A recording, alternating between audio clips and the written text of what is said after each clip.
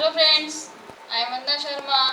आपकी संस्कृत क्लास में आपका आज वापस वेलकम करती हूँ। हमारा संधि प्रकरण चल रहा था, पहले वाली वीडियो में उसे अधूरा ही रह गया था। आज हम उसको पूरा करते हैं।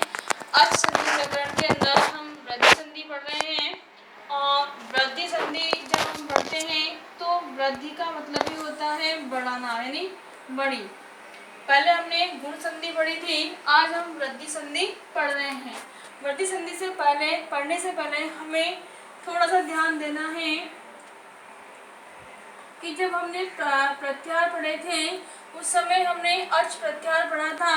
और अच प्रत्याहार में हमने पढ़ा था कि अच प्रत्याहार की तो संधि को समझने के पहले हम पहले देखते हैं कि हमने जब प्रत्याहार पढ़ा था उस समय अच प्रत्याहार पढ़ा था। अच का मतलब ही स्वर होता है, जिसके अंदर हमने आ ई उ री री ए औ ऐ औ इन वर्णों को पढ़ा था। यही मैं आपको बताना चाहती हूँ कि जब हम एक प्रत्याहार पढ़ते हैं तो एक प्रत्याहार में ए ओ दो वर्ण आते हैं, लेकिन एच प्रत्याहार पढ़ते हैं वहाँ ए ओ ऐ और औ ये चार वर्ण आते हैं। लेकिन यदि हम एच प्रत्याहार पढ़ते हैं तो ऐ और औ ये दोनों ही वर्ण आते हैं। अब हम यहाँ इन्हें लघु गुरु नहीं कह सकते क्योंकि दोनों ही स्वर के गुरु भेद है। तो आपको विशेष रूप से पहले ये चीज़ आपको ध्यान होनी चाहिए ताकि आप संधि को परिभाषा को बहुत ही आसानी से पढ़ सको। कि जब हम एच की बात करते हैं, एच प्रत्याहार की, तब उसमें ए औ ऐ औ चारों वर्ण आएंगे। लेकिन जब हम एच की बात करते हैं तब उसमें दो ही वर्ण आएंगे, ऐ और औ। इसको समझने के बाद अब हम देखते हैं कि हमारी जो वृद्धि संधि है उस वृद्धि संधि का सामान्य नियम क्या है।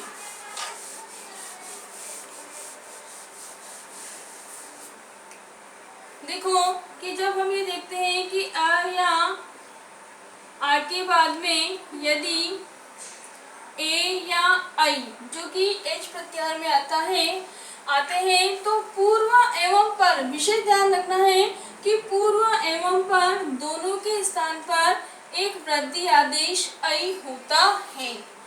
गुण आदेश भी ए होता है लेकिन वहाँ मात्रा नहीं आती है, आपको ध्यान रखना है। आ या आ से परे यदि ओ या औ होता है तो वृद्धि आदेश औ होता है। इस प्रकार ये ए और ओ दोनों ही वृद्धि के वर्ण हैं और दोनों एच प्रत्याहार में परिगणित होते हैं। इन्हीं को ही हम सूत्र की सहायता से समझते हैं कि वृद्धि संधि को समझने के लिए हमने दो सूत्रों को स्पेशल देखा है। पहला है हमारा वृद्धि आदेश। देखिए वृद्धि यानी वृद्धि संज्ञा होती है, किसकी होती है, आदेश। जैसे यहाँ आ निकालेंगे आ और एच। एच के अंदर हमने जो प्रत्याहार में सबसे पहले बताया था कि एच में क्या आएगा, यानी कि आ ऐ और औ इनकी वृद्धि संज्ञा होती है। ये आपका इम्पोर्टेंट प्रश्न बनता है कि वृद्धि संज्ञा किन वर्णों की होती है। आ ऐ औ इन वर्णों की वृद्धि संज्ञा होती है। ये आपका मोस्ट इम्पोर्टेंट प्रश्न है और आपको याद रखना है। इसके पहले वाली वीडियो में जब हमने गुण संधि पढ़ी थी तब मैंने आपको बताया था कि आ ए और ओ इनकी जो है गुण संज्ञा होती है। तो जब गुण संज्ञा करते हैं तो गुण संज्ञा वाला गुण विधायक सूत्र होता है और वृद्धि संज्ञा करते हैं तो वृद्धि विधायक सूत्र होता है। वृद्धि आदेश जो सूत्र है हमारा वृद्धि संज्ञा करने वाला सूत्र है, इसलिए इसे वृद्धि विधायक सूत्र भी कहा जाता है या वृद्धि संज्ञा विधायक सूत्र भी कहा जाता है।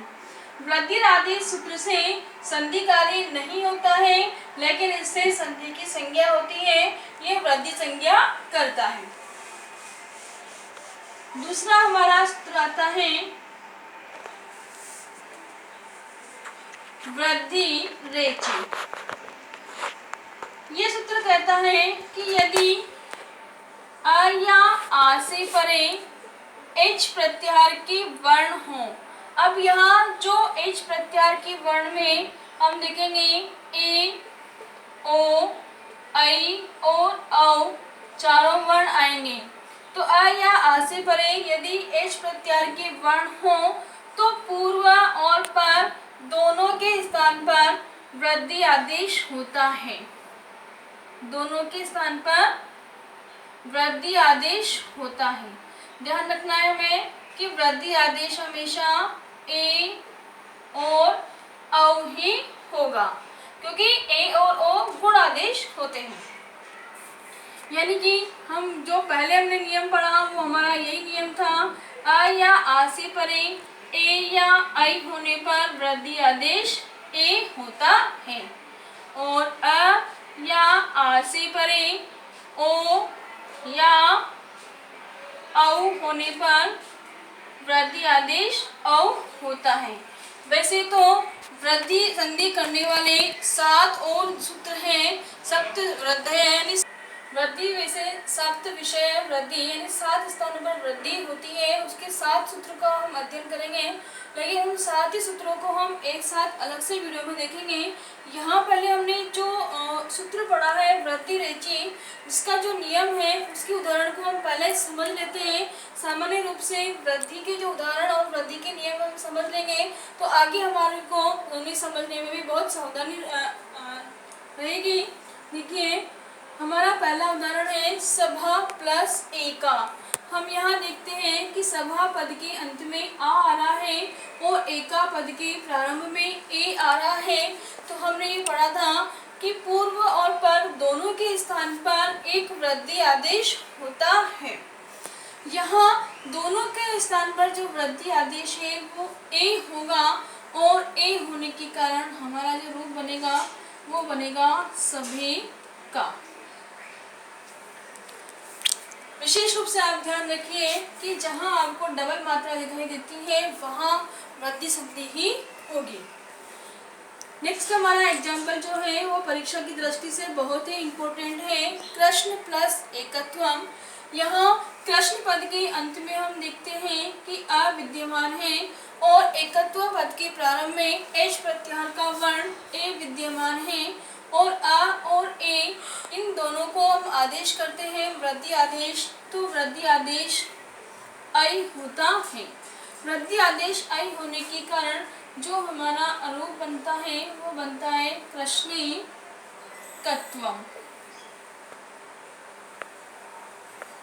कृष्णेकत्वम। देखिए यहाँ भी हमने डबल मात्रा दिखाई दे रही है। सदा एवं यह ऐसा उदाहरण है जो हिंदी और संस्कृत दोनों के ही अंदर आता है। विशेष आपको ध्यान रखना है कि अगर हमारे पास सदा प्लस एवं आ रहा है, यानी कि आ और ए आ रहा है, तो जो रूप बनता है वो सदैव बनता है। लेकिन जब हम इसका संधि विच्छेद सदा प्लस ईव करते हैं तब ये रूप सदैव बनता है। यहाँ गुण संधि होती है, लेकिन शुद्ध रूप उसका सदैव ही है, वृद्धि संधि ही है। लेकिन मिस्टेक आपको वहाँ हो सकती है जहाँ ऑप्शन में इस प्रकार की आपको दे रखा हो, तो थोड़ा सा आपको इस पे ध्यान देना है।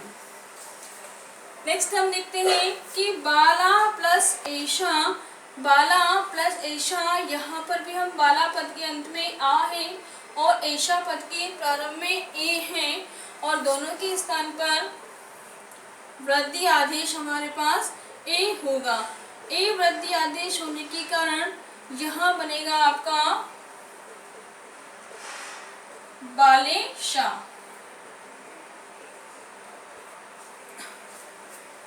पहले परीक्षा में आ चुका है ये उदाहरण, गंगोद। गंगा प्लस ओग। देखिए गंगा पद के अंत में आ है और ओ पद के प्रारंभ में एच प्रत्याहार का वर्ण ओ विद्यमान है। तो आ और ओ, अब इन दोनों के स्थान पर जो हम वृद्धि आदेश करेंगे वो वृद्धि आदेश हमें ध्यान रखना है कि वृद्धि रेचि सूत्र से होगा, वो होगा ओ। लेकिन अगर हमें यहाँ वृद्धि संख्या करनी है तो हमें ये ध्यान देना होगा कि इसके लिए हमें वृद्धि राशि सूत्र लगाना है और वृद्धि संधि करनी है तो वृद्धि रेचि सूत्र लगाना है। वो बनेगा आपका गंगोग, डबल मात्रा आएगी, विशेष ध्यान रखेगा। उसी प्रकार से महाऔषध्यम पद में हम देखते हैं महापद के अंत में आ है और औषध्यम पद के अंत में प्रारंभ में ओ है, जो कि एच प्रत्याहार का वर्ण है। और पूर्व और पर दोनों के स्थान पर जो आदेश होगा, कौन सा आदेश, वृद्धि आदेश, वो वृद्धि आदेश ओ होगा। और ओ होने पर जो हमारा अनुरूप बनता है वह बनता है महोषधम। तो इस प्रकार हम ये देखते हैं कि आ और ए के स्थान पे भी ए होता है, आ और ए के स्थान पे भी ए होता है, आ और ओ के स्थान पे भी ओ होता है और आ और ओ के स्थान पे भी ओ होता है। तो ये तो हुए हमारे वृद्धि संधि के सामान्य नियम और सामान्य उदाहरण। अब नेक्स्ट क्लास के अंदर हम देखेंगे सप्त विषय वृद्धि, यानी 7 स्थान ऐसे हैं जहाँ पर वृद्धि आदेश होता है।